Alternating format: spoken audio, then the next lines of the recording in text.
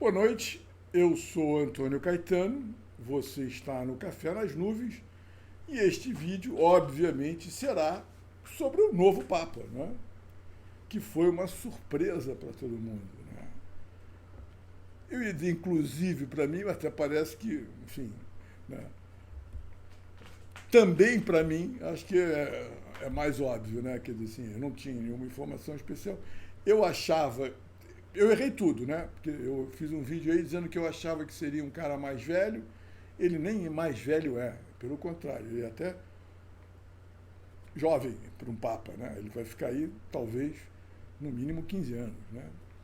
Quer dizer assim, eu achava que eles iam escolher um Papa mais velho que tivesse um reinado mais curto. Achei que seria europeu, por força ali das circunstâncias, né? E achei que ele seria, sim, progressista, mas bem mais moderado, entendeu?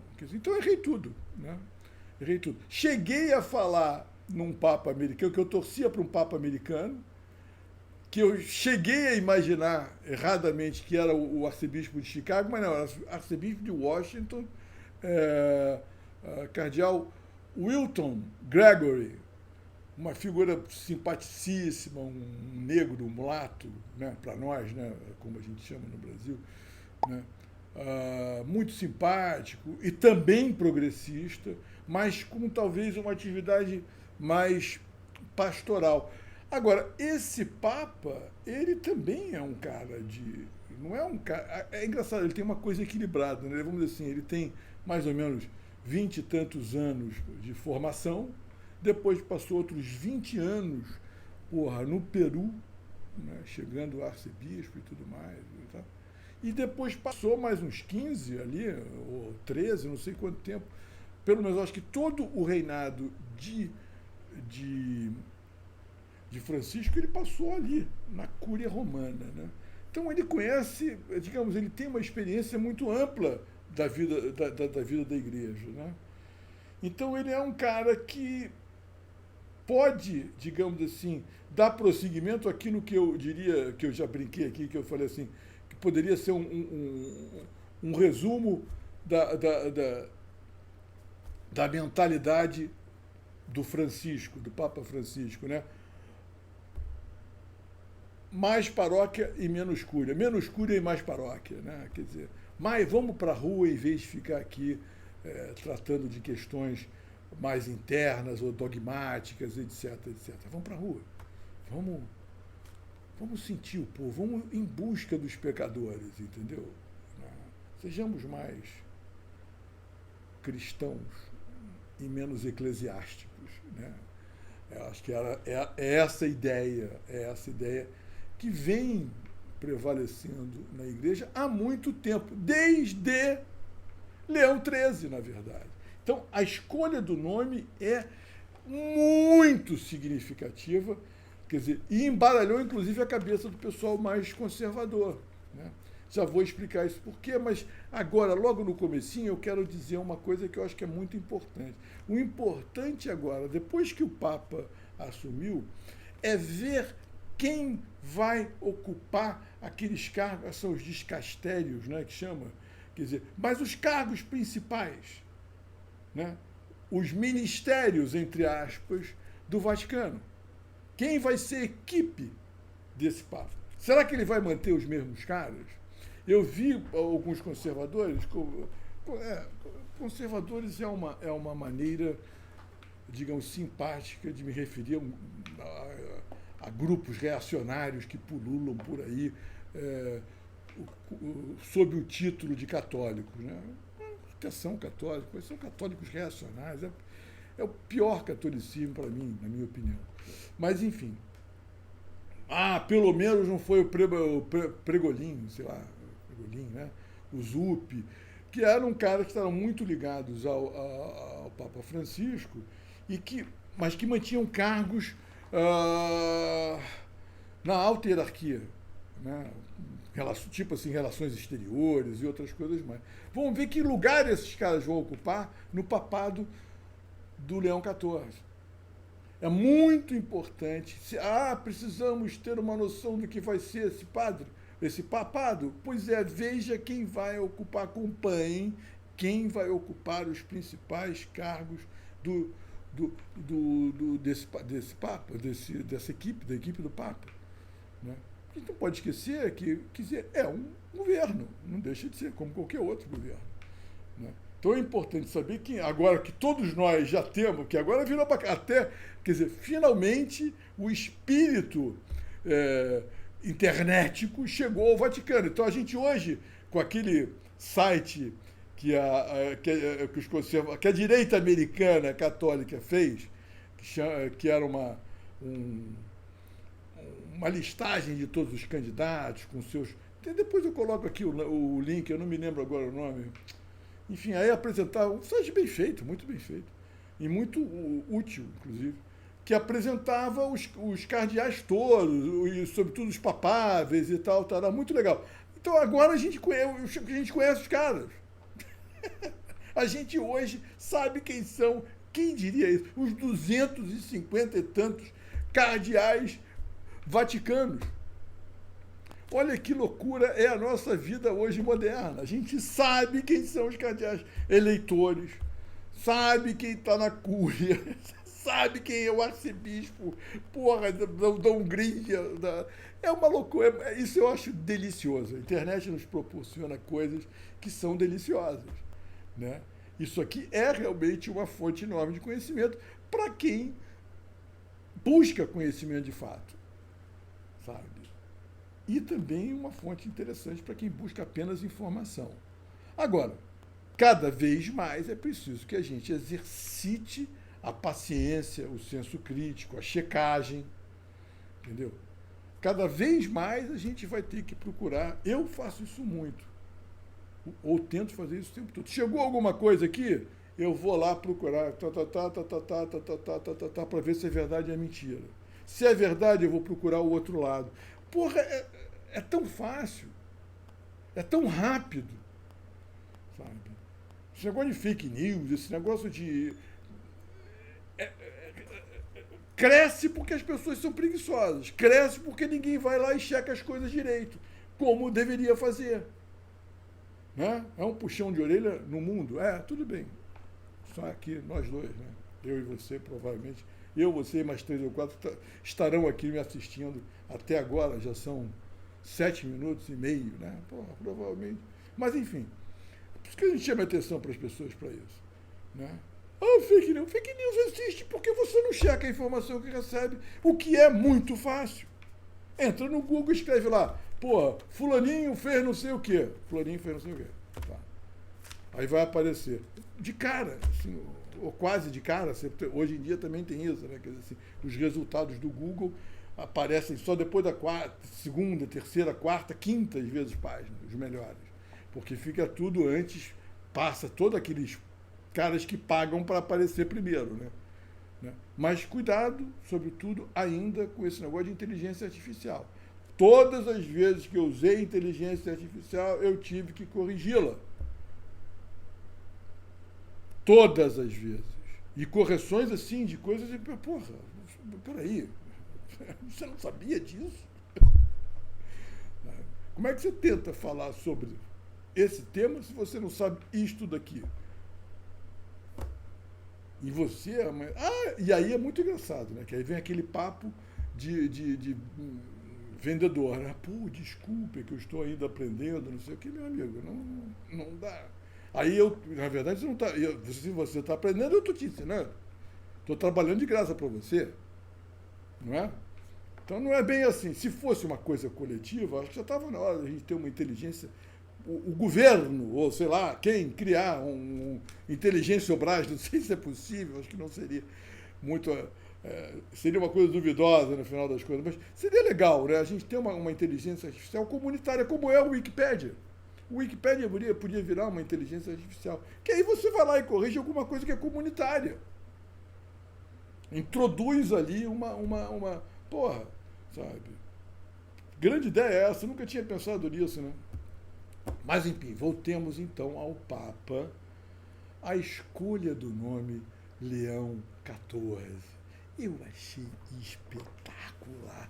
Deu um nó na cabeça dos católicos reacionários, porque eles têm uma relação muito complicada com o Leão XIV. Né?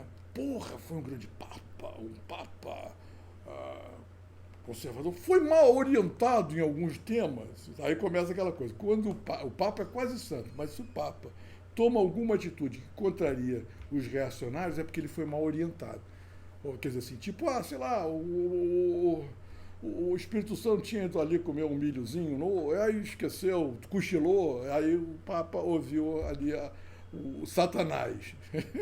O Satanás, porra, liberal. E não é assim, não adianta vir com essa conversa. O Leão XIII é um Papa. Eu sou muito. Era o meu Papa predileto, apesar de eu não conhecer muito da história, vim a conhecer agora, ontem, né? Lendo o Wikipédia. Pô, o Wikipédia é espetacular. Agora, o verbete em inglês, tá? Não sei o de português. Eu geralmente vou logo para o verbete em inglês. O meu inglês não é tão ruim, alguma dificuldade que eu tenho eu traduzo ali na hora, sabe? Com mil desculpas aos queridos brasileiros que se esforçam para criar uma Wikipédia em português, em inglês dá de 10, né? Assim. E aí você pode traduzir na hora, enfim, muito boa, uma coisa longa, assim, para quem quer ter, claro, uma visão ampla e superficial sobre o Leão XIII, né? Mas eu já era fã do Leão XIII, vou contar por quê. Quer dizer, assim, eu moro no Rio de Janeiro, eu moro no Catete. E no Catete você tem duas igrejas muito significativas para a cidade, né? Uma que é o Outeiro da Glória, que é uma obra de arte da arquitetura, acho que é do século XVIII. Mas, enfim, é uma arquitetura que não é do século XVIII, é uma arquitetura que, digamos, é uma herança arquitetônica que se consubstancia, que se aparece ali. Quer dizer, assim, é uma igreja pequena, linda, é quase uma capela. Ela tem, digamos assim, a imponência de uma igreja e, digamos, o acolhimento de uma capela. Entendeu? Você chega ali, cara, parece que foi feito para rezar. E é tudo lindo, sabe? A estatuária. Né? Enfim, o conjunto de imagens é lindo, os azulejos, os trabalhos em madeira são uma coisa. Deve ter algum tour aí, para se você for de outra cidade, você ver um tour digital. É uma coisa de linda, e ao mesmo tempo muito simples, muito sóbria. E às vezes eu vou à missa ali, tem uma missa no domingo que é rezada em latim, mas é uma missa, não é tridentina, é uma missa. Não é, aliás, perdão, ela é rezada em latim, ela é rezada. É a missa nova como ela deveria ser. Sabe? É muito bonita. Aí tem até alguns momentos em latim, se não me engano, pouquíssimos que o padre reza. Eu deixei de ir ali à missa, mas eu fui durante um tempo muito à missa ali. E ali.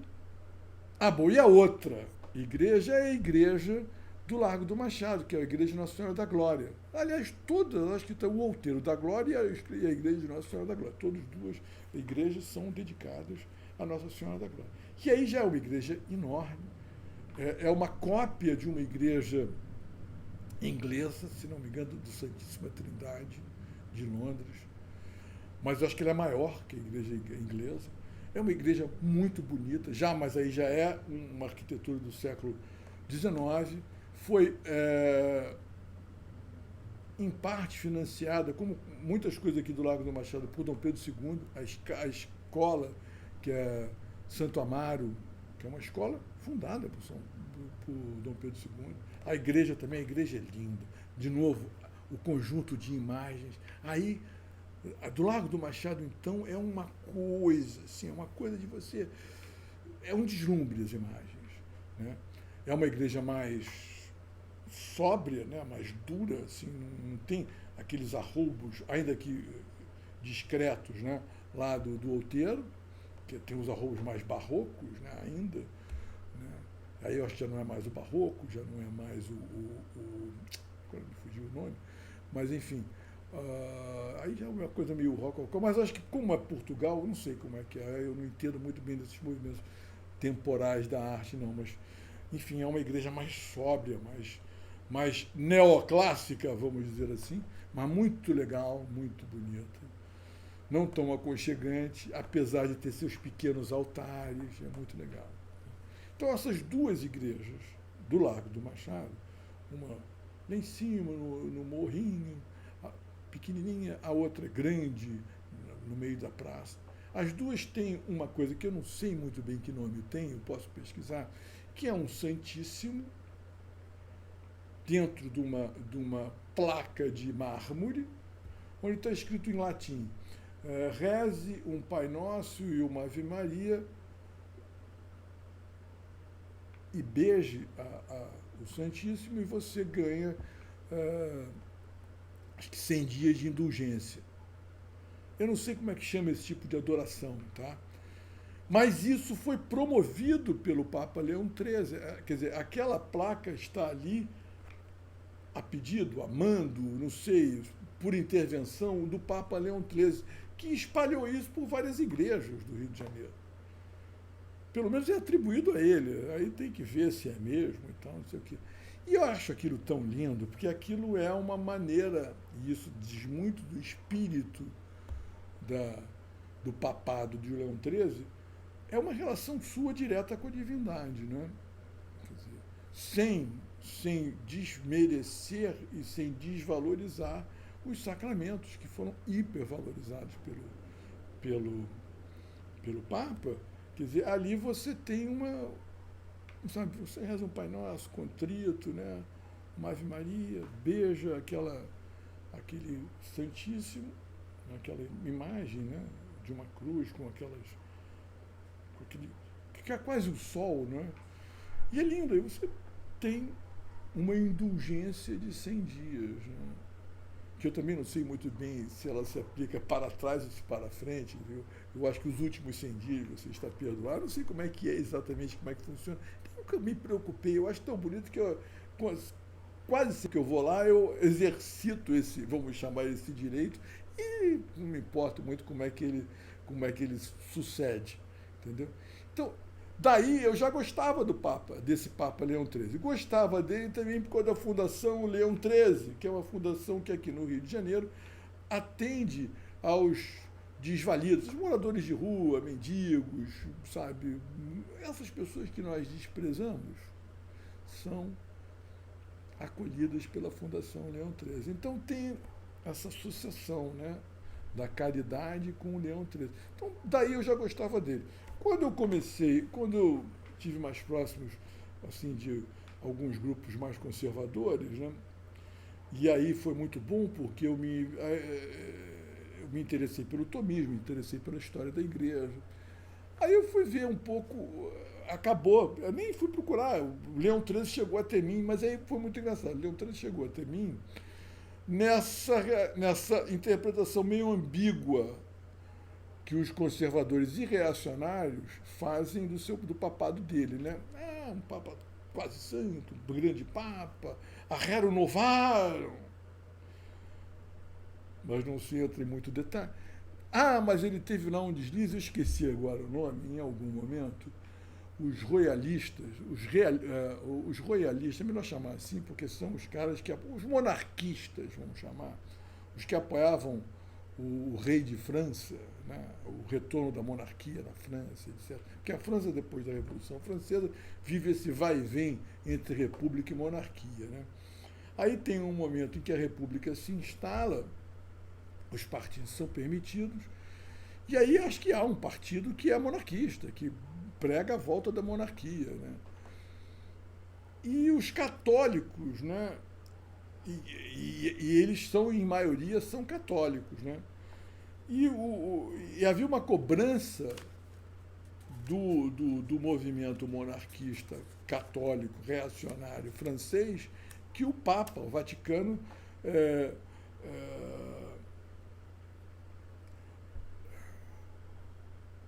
qual é a palavra?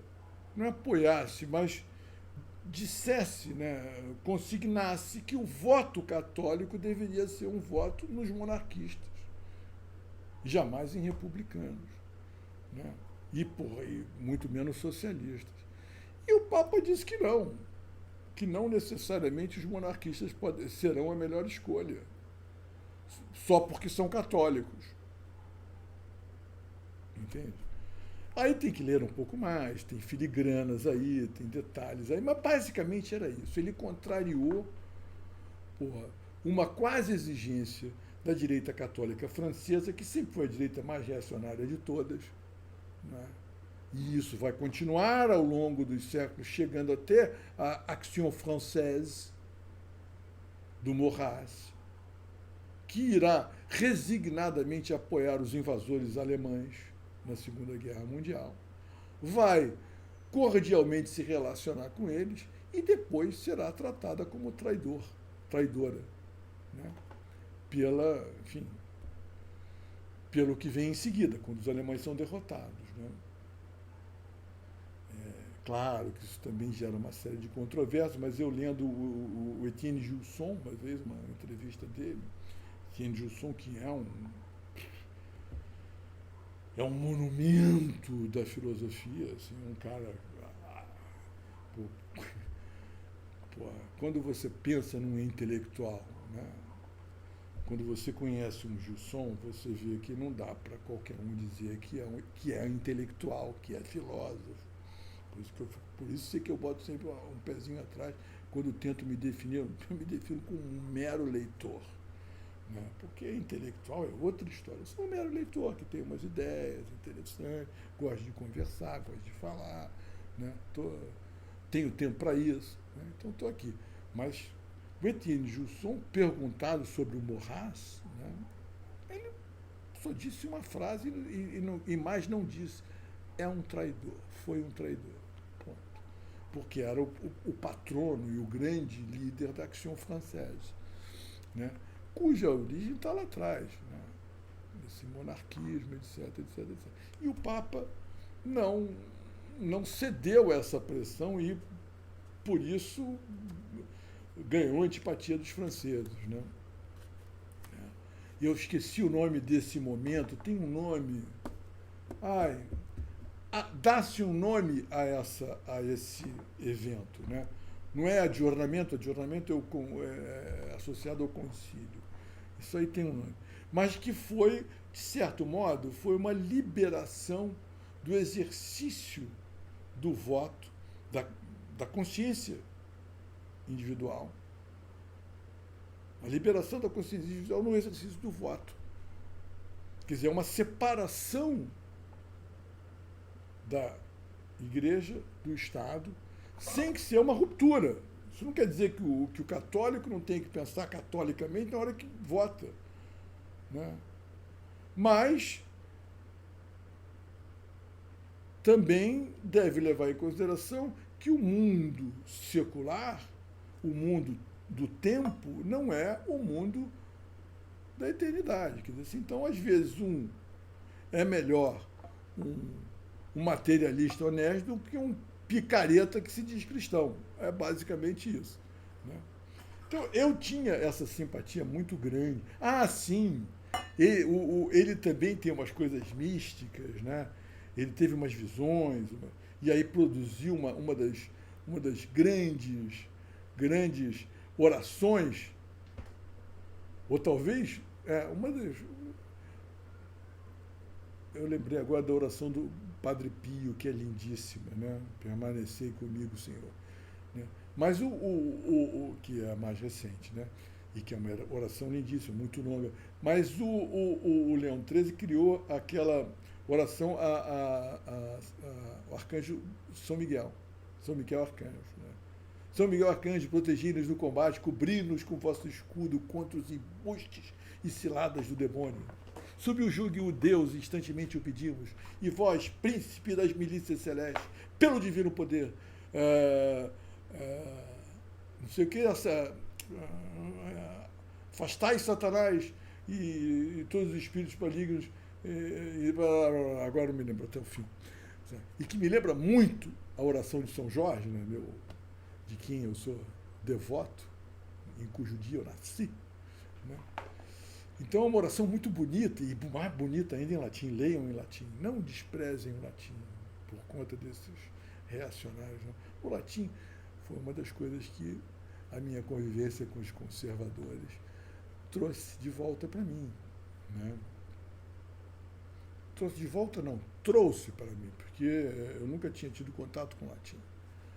Contato com o italiano, outra história. Porra, é lindo o latim. Latim é lindo.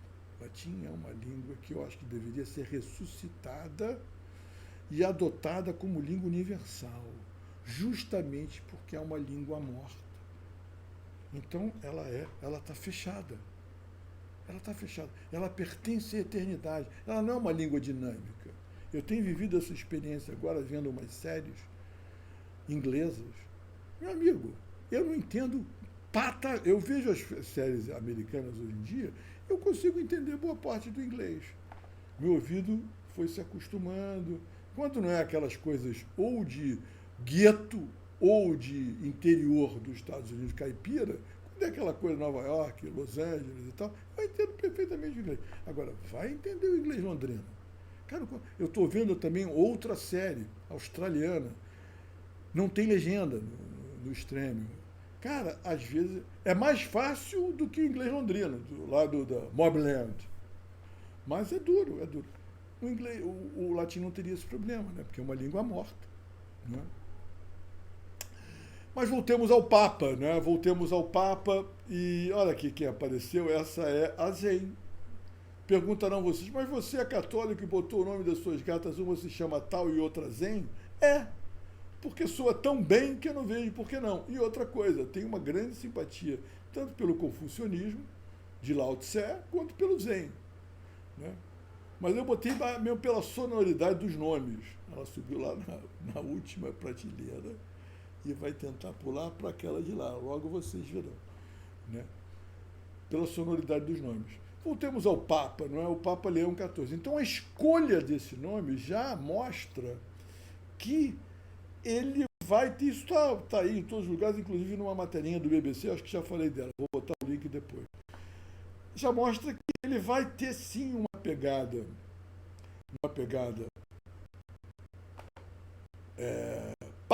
pastoral, que vai entrar em choque com esse pseudo-liberalismo, né? Pela pseudo-meritocracia que nada mais é que uma lei do mais forte, nem com rendinhas, mas abotoaduras, né, de ouro, sem rendas, só abotoadura, e terninho bem cortado, entendeu? Isso não é meritocracia, isso é pura lei do mais forte. A gente não existe cristianismo sem amor ao próximo, e o amor ao próximo é amor a quem precisa, não é amor ao meu colega aqui de classe, exatamente. É também, mas não especialmente. Então, outra coisa que eu acho que é importante, para finalizar, né, porque já estamos com quase 30 minutos, que é muito importante a gente perceber. Duas coisas que eu falei. Uma é aquela coisa, vamos seguir quem vai ser o ministério do novo Papa. Vamos lá ficar de olho lá naquela relação que depois também eu boto aí, o link daquele site dos arcebispos. Vamos ver quem é que vai ser o pessoal do Ministério do Leão XIV. E uma outra coisa que é muito importante perceber é que, caraca, rapaz, quer dizer, há uma consciência do lado progressista da igreja que o embate dogmático, político, pastoral, não é mais na Europa, o embate é nos Estados Unidos. O campo de batalha é lá. Então vamos transferir as nossas tropas para os Estados Unidos. Vamos lutar lá. Eles perceberam que, a despeito da influência dentro do Vaticano hoje, o poder da Igreja Católica Reacionária Americana já é suficientemente forte, grande, para se irradiar pelo mundo e a coisa vai piorar com Trump. E pior ainda com Vance. Porque não podemos deixar de lembrar que a ideia, o Trump não pode ser candidato de novo. Esse é o segundo. O cara só pode ser presidente 2 vezes nos Estados Unidos, não importa a ordem. Então, ele já foi presidente uma vez, tem mais 2 anos de mandato, não é isso? Mais ou menos. E aí, entra o Vance. E aí o Vance seriam mais 8 anos. Mais 8 anos. Quer dizer, então, é quase coincidindo com uma perspectiva desse mandato desse Papa. Né? Temos aí 2 e 4. Tem 10 anos de trumpismo pela frente e provavelmente eles farão o sucessor, quem sabe, sim ou não, é uma hipótese. Né? Provavelmente não, porque há muito tempo o americano não tolera isso. Mas a gente não sabe muito bem que mudanças eles farão. Então, quer dizer, o Vaticano, quer dizer assim, a igreja, que é um transatlântico que atravessa um oceano de 2000 anos e pensa lá na frente, já percebeu que o embate vai ser dentro dos Estados Unidos. E aí elegeu um Papa americano e antitrumpista, antirreacionário. Ele não é só um Papa não reacionário, ele é um Papa antirreacionário. Então vai ser uma briga muito boa. Pô, se preparem, comprem a pipoca, porque teremos aí, se você então é católico, sabe, teremos aí, se você está mais ou menos por dentro desse negócio, dessa briga interna, porra, teremos aí momentos de emoção, sabe, nos próximos anos. Sabe? É isso, 32 minutos, tá bom pra caramba. Eu espero ter abordado tudo que estava na minha cabeça, porque também eu sou aquela coisa que você, meus poucos espectadores já sabem, aquela digressão permanente, vai para um lado, vai para o outro, volta. Eu ainda consigo voltar, né? Até futuramente, provavelmente não conseguirei mais, porque é muita digressão. Mas eu acho que eu consegui dizer tudo o que eu queria, né? Falei do Leão XIII, falei o quanto significa, o quanto me é caro, e eu acho que para muita gente o fato de ele ter escolhido o título de Leão XIV, então, né? Procurei, tem uns filminhos do Leão XIII, ele era uma figura simpaticíssima, ele era pequenininho, magrelo, porra, tem uma história espetacular, o cara não era bobo, não. Tem uma história também, esqueci de dizer isso, né? É ele que traz o tomismo de volta para a igreja, como quase uma linha oficial, mas sem ser. Né? Ele não adotou, a igreja é tomista, não. Mas vamos implantar o tomismo como uma espécie de formação básica. Né? E, insisto, o cristianismo ele pede uma filosofia realista, porque a matéria é boa, o corpo é bom. O cristianismo não pode ser idealista, não pode ser gnóstico. Tá? Quer dizer assim, o cristianismo é realista. A primeira expressão ordenada, quase que é uma obra de gênio, é Aristóteles. São Tomás apenas demonstra que é possível, coisa que na época se duvidava, é possível ser aristotélico e católico. Né? Evidentemente que eu acho que, se a mim parece óbvio que uma filosofia cristã é uma filosofia realista, isso não deve ter escapado a São Tomás de Aquino, que, porra, sabe, se Aristóteles é um gênio, São Tomás está ali com ele. E não estou falando como santo, estou falando como filósofo. Tá? Isso é importante. São Tomás de Aquino é um filósofo. Depois até vamos falar sobre isso. Tá? Então, porra, você adotar São Tomás é dizer a filosofia da igreja é uma filosofia realista. Ponto. Isso é importante naquele momento, que é quando começa a ebulição desses idealismos. Eu ia usar um adjetivo muito duro, não vou usar. Tá? Começa a emergência desses idealismos, não que já começava antes com Kant lá atrás, mas enfim, né? Fervilhavam nesse momento. Né? Outra coisa que eu esqueci de dizer, que me é muito cara e que eu descobri ontem, é que ele foi um grande promotor do rosário, que é uma coisa que eu adoro rezar, que a gente chama de terço, porque o rosário são 3 terços.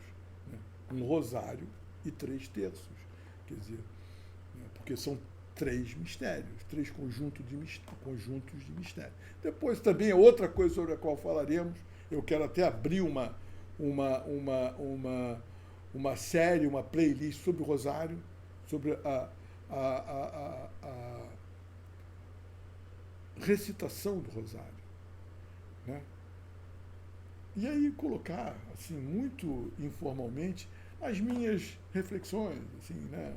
As minhas meditações em torno do rosário, que eu gostaria muito de compartilhar, porque são as coisas que são muito legais, são muito importantes para nós. Né? Então eu vou fazer isso. Não sou padre, não sou pastor, não sou diácono, não sou teólogo, não sou nada disso, mas vou fazer. Ouve quem quer. Né? Ou quem não tem juízo. Então, acho que, enfim, agora então acabei mesmo, né? Acabei mesmo. Se você teve a paciência de chegar até aqui, parabéns, obrigado. E, por favor, deixe como